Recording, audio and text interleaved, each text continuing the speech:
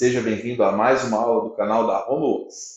E hoje vamos falar mais um pouquinho sobre trabalho, ok? Como foi falado na última aula, você não assistiu a última aula, o link está aqui na descrição, a gente viu que o trabalho ele é uma relação vetorial entre força e deslocamento.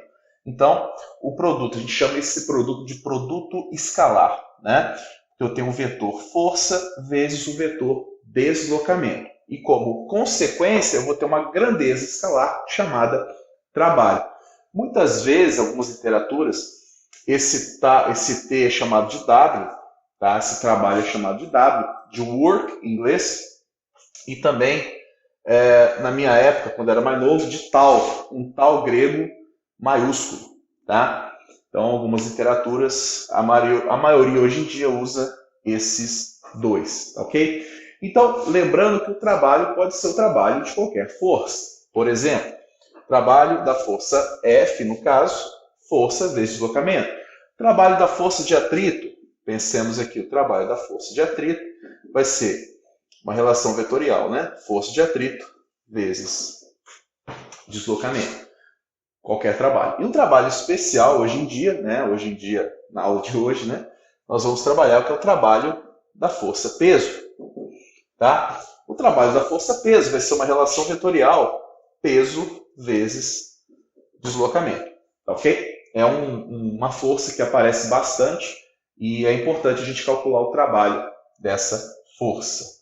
Bom, então, pegamos uma situação em que um corpo ele está caindo, tá? De uma altura h. Tá? Já coloquei até a resposta aqui. Uma altura h, ele cai dessa altura. Tá?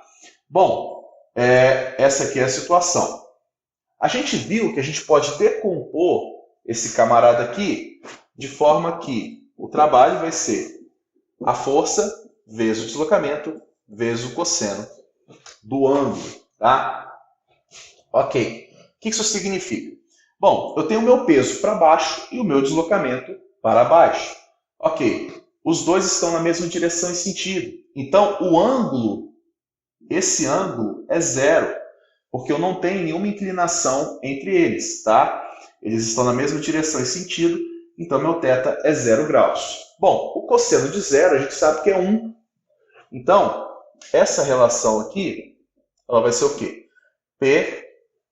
Esse deslocamento vai ser essa altura h, tá? Que é essa altura h que ele vai percorrer. Vezes 1. Qualquer multiplicação vezes 1 é aquela multiplicação, né? É aquilo mesmo. Bom, P vezes H. O P é massa vezes gravidade. Então, o trabalho da força-peso vai ser massa vezes gravidade vezes altura. Ok? E a gente observa esse mesmo valor independente da trajetória. Tá? A gente consegue observar isso. Então, se essa bolinha, ao invés de cair de uma altura H, ela escorregasse no escorregador sem atrito, ok? Percorrendo a mesma altura H, a gente poderia determinar e dizer que o trabalho da força-peso seria essa mgh, esse mesmo valor, ok? O que significa isso? Significa que a força-peso ela é uma força conservativa, tá? O que é uma força conservativa? Uma força conservativa ela é uma força que conserva energia, tá? No caso da força-peso, um dos grandes motivos é que ela está sempre apontando para a mesma direção e sentido. A força-peso sempre aponta para baixo. Então, ela é uma força conservativa. Bom, Léo, mas ela conserva o quê? Conserva energia, tá? E como eu falei com vocês na última aula, trabalho e energia estão diretamente relacionados, ok? Todas as vezes que eu tenho o trabalho de uma força conservativa, força-peso é uma força conservativa, toda vez que eu tenho o trabalho de uma força conservativa, aquele trabalho é energia potencial, ok? Então, da mesma forma que o trabalho da força-peso é massa vezes gravidade vezes altura, a energia potencial, no caso gravitacional, que é da força-peso, também é mgh, tá?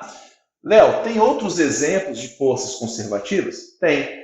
A força elástica é uma força conservativa. Porque quando a gente pega uma mola, por exemplo, a gente comprime aquela mola, ela vai armazenando energia e depois solta. Tá? A força elétrica também é uma força conservativa, porque a gente pode armazenar essa força, a gente pode armazenar essa energia, né? Digamos assim. A gente pode armazenar uma bateria. A força conservativa está relacionada com a energia potencial. Uma energia potencial, basicamente, ela é uma energia que você pode armazenar para poder utilizar posteriormente. Tá? Lembra da ideia de que potencial é algo que pode ser feito e em física é algo armazenado.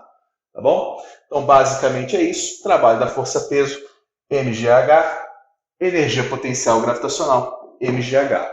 Lembrando, se eu quiser calcular a variação da energia potencial gravitacional, vai ser nada menos que energia potencial final menos energia potencial inicial.